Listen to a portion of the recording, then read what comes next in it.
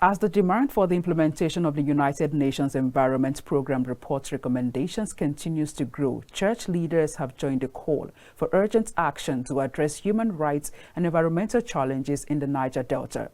The Africa Regional Director of the World Council of Churches, Reverend Dr. Ibrahim Yusuf Wushishi, made this appeal at the conclusion of a two-day human rights workshop for church leaders and partners from the region. Here is the report.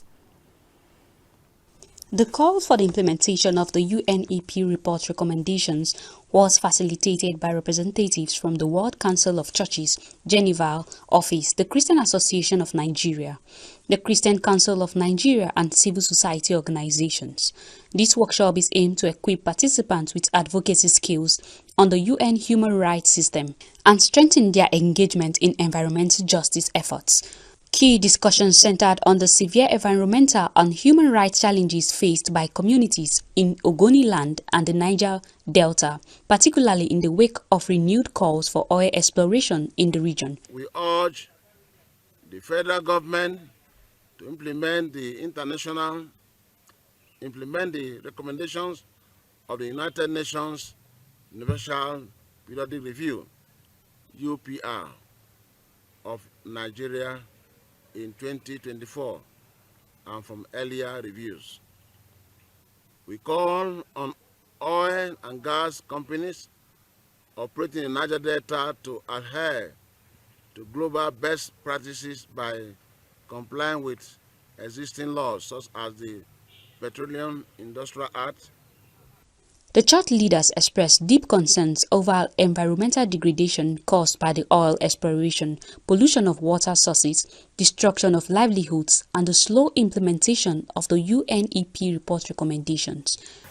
The call for the implementation of the 2011 UNEP report is long overdue, and Christian Council of Nigeria is calling on the federal government and all the people who are responsible for the implementation of this report to go ahead and implement it.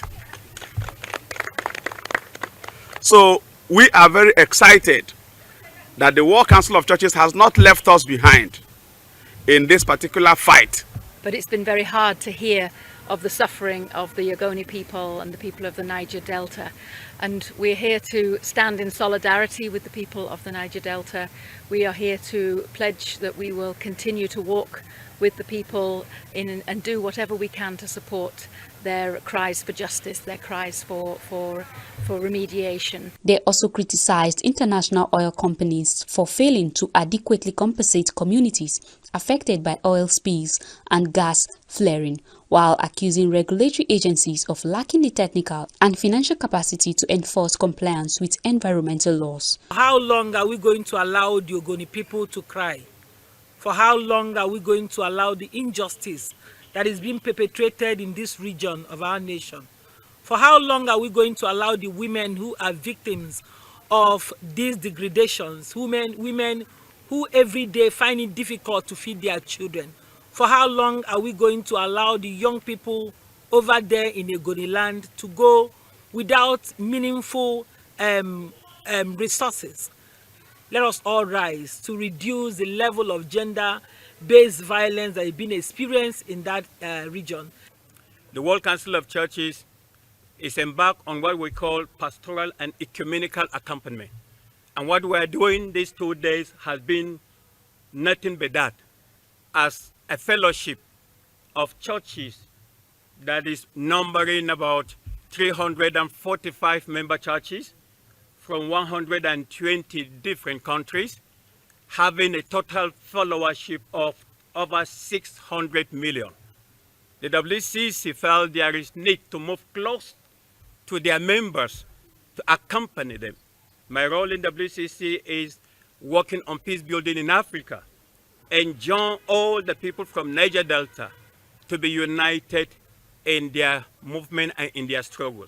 This communique also urged greater inclusion of marginalized groups such as women, children, and persons with disabilities in policy discussions and decision-making process related to environmental justice.